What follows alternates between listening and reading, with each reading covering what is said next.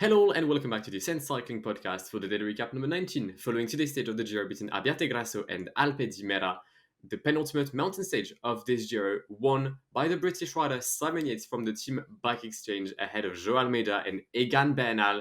But first of all, Joe, how are you? Very well, thank you, Guillaume. How are you? I'm very fine, buzzing because we've had an unreal stage today, and we were meant to have a battle for GC following the weakness shown by Egan Bernal on the Segadiala, and Simon Yates did what he said he was going to do. He did try to attack the Magliarosa. He certainly did. And I mean, to be fair to Bike Exchange and to Koenig Quickstep, you have to say those guys paced all day long. They gave the breakaway absolutely no chance whatsoever. And to be fair to Simon Yates as well, he lit up that climb. He attacked only, I think, 2K into the Alpe Motta today. So really aggressive ride by Yates. He tried to test Egan Bernal, but you have to say that Ineos Grenadiers, at first, I thought, oh no, Bernal is in trouble right now. But they played it very sensibly. Castroviejo, great job. Dani Martinez, great job again. I think he delivered Bernal to the final 2.5 kilometers. Then Bernal had to go himself. And he did well. Third place on the stage, limited his losses, still with a big lead in the GC.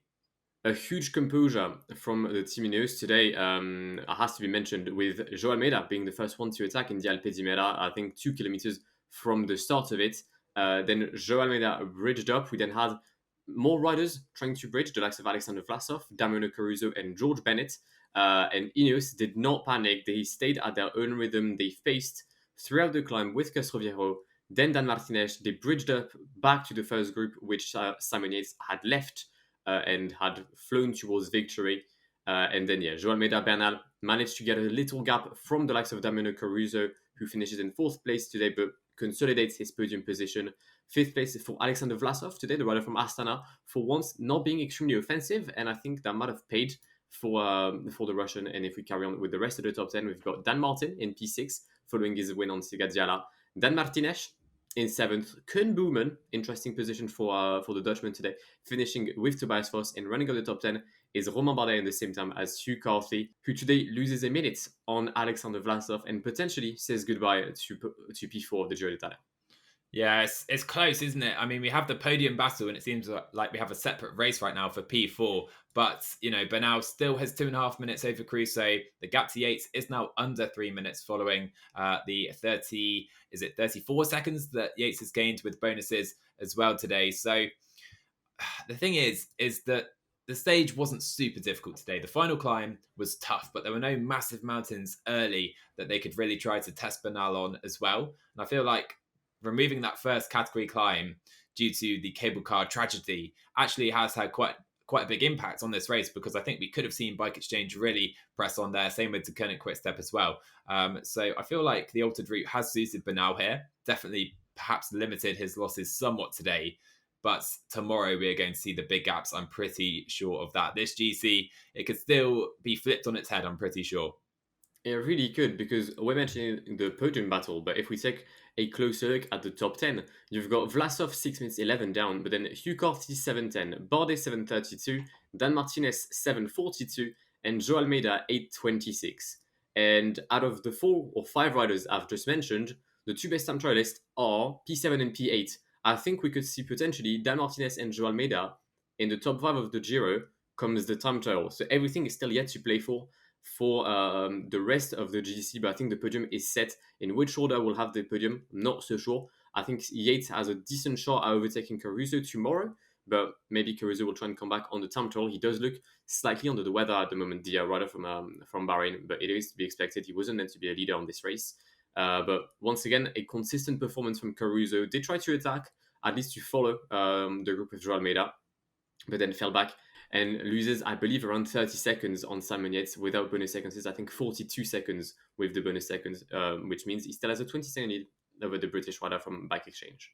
He certainly does. And you mentioned that 4th place battle. It's 5 riders, just 2.5 minutes or less than that, just over 2 minutes separating those guys. And I feel like that could really change the way this race is ridden as well. We'll have some of those teams pressing on. Joao Almeida, you have to say, is the man in form right now. He looks electric. Again, runner-up today. Still looking for his first pro win. Your pick, actually, Guillaume. So you'll be ruining that one for sure. Almeida, he looks to make a late comeback again. He did the same on Segadiala. In the last kilometre of both those climbs, he really pressed on, but just a little too late for the Portuguese man. You have to feel for him, still looking for that pro win, like I said. But I'll add another name into the hat as well. Tobias Foss. He is just over 10 minutes down overall, but he's 4 minutes down on fourth place Alex Vlasov. So Foss is riding really consistently, and as soon as George Bennett fell away, Foss has really taken up the mantle at Jumbo-Visma, and he did another good climb today with the help of Koen Bouwman, who's really on fire today on the Alpe Motta. And I feel like the longer Passo San Bernardino tomorrow could suit Foss quite well, and he does have the time trial too. Like Almeida, he could gain big time in that time trial. So I'm not counting Foss out of a potential top 6 or even a top 5 right now. It depends how it goes tomorrow. I think the top 6 is reachable for Foss. The only way, in my opinion, he goes into the top 5 would be if Dan Martinez loses big tomorrow, because it is possible to lose big tomorrow. We'll get into the preview very shortly, but it's going to be the final stage with the likes of Bike Exchange possibly trying everything they can to get time on Bernal even before the final climb. You've mentioned De Koninck, they will probably try to attack. One team that we probably won't see moving at all now is going to be Trek Segafredo, orphan of Giulio Ciccone since yesterday, and since today, orphan as well of Gianluca Brambilla. Following a crash, we wish him a speedy recovery, but I think the ambitions of Trek are now finished. But maybe Bauke Mollema for a stage win, but a man can dream. Also notable non-starters today. Stage winner Victor Lafay has not taken the start in Abbiate Grasso, and also Jefferson Alexander Cepeda, who I believe hasn't taken the start of this Giro at all. So yeah, they finally realised he wasn't here, I think. So the final mountain stage of the Giro d'Italia, and it is a big one. Starting in Verbanier, we actually have a flat start to this stage. The first 70k or so are pretty flat, and we head into Switzerland quite swiftly, and we enter the biggest climb of the Giro d'Italia, the Passo San Bernardino. It's almost 24 kilometers in length and it averages 6.2%. So it sounds reasonable, but we also have a short descent about 2/3 of the way up, which does mean that when the road is uphill, it's perhaps deceptively difficult. It really averages close to 6.5-7% when the road is going uphill, when you take into account that descent. So a really difficult climb. And I am certain we'll see some teams, Bike Exchange especially, try and blow up the race here. We then have a descent. We have more climbing to come with the Splugen Pass, which is in Switzerland again, around 9k, 7.5%. And I can tell you, Guillaume, I've checked out the descent of this climb, which peaks around 35k to go. The descent is highly technical. We have lots of switchback hairpins right to the top, narrow roads as well. And I feel like we could have quite a few riders trying to attack in that descent. It is very possible. And I think you've mentioned for now the San Bernardino and the Splung Pass. We haven't talked about the final climb in Alpe Motta, which is their first appearance on the Giro. But the climb, the finish line, isn't the toughest of all climbs we've had on this Giro. So I think if you can make a difference in that downhill of the Splügen Pass, you are within a shout at taking the win. And if you are Bike Exchange and you've managed to get Simon Yates in a decent lead, like let's say 20-25 seconds on the likes of Bernal, and you've got, I don't know, Mikel Nieve or Tanel Kangat in the front group, you can potentially try to put the pressure on an Ineos team, which will most likely have lost some of their teammates in the first climb.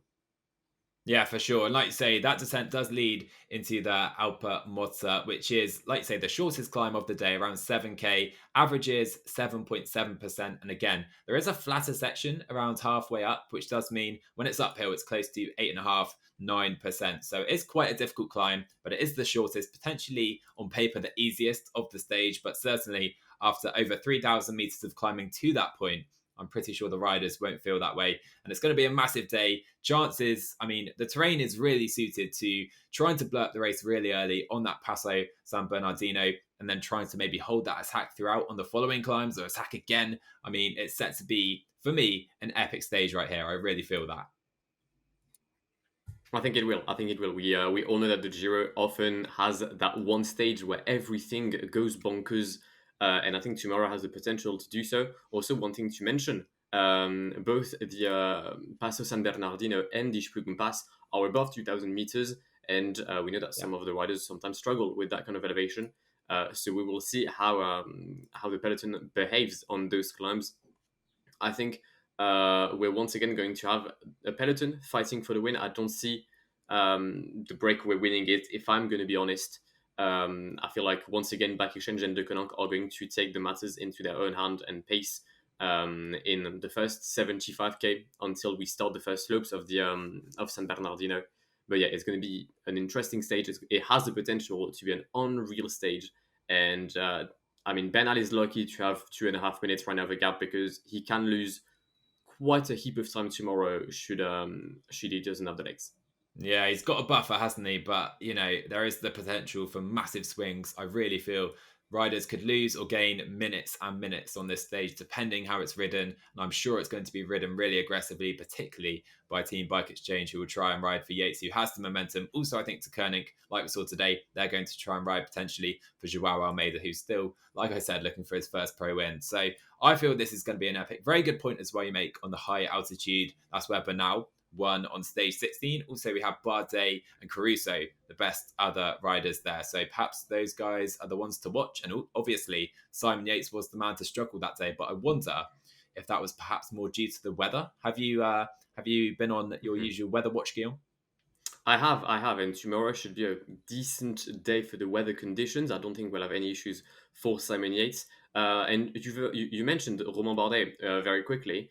I think this stage could suit him tomorrow because he's not exactly in shape. If we're going to be honest, he has up and downs on this Giro.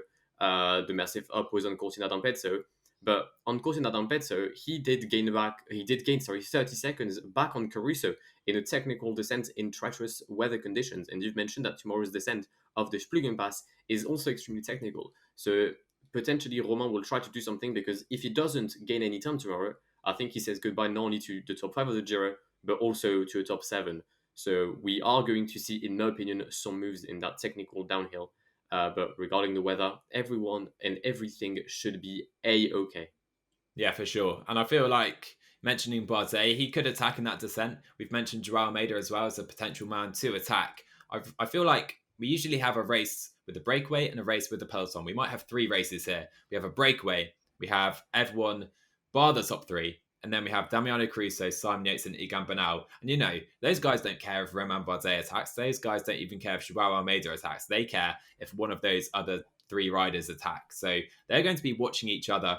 And I think that could be an interesting dynamic as well to watch out for. I think it will, and I think it's going to make the predictions extremely complicated and extremely tough.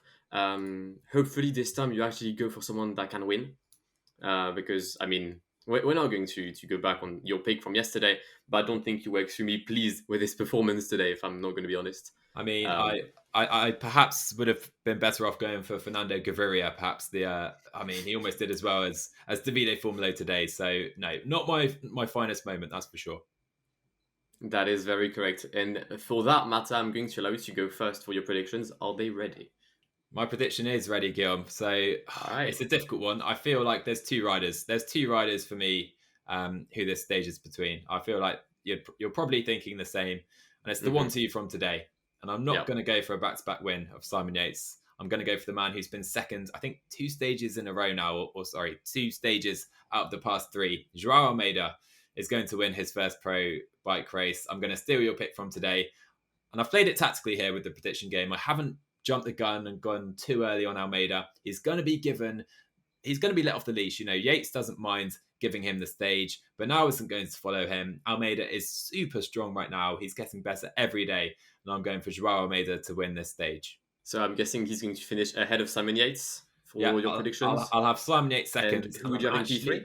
P3, do I go for Bernal? I'm not going to go for Egan Bernal. I'm going to go for Damiano Caruso.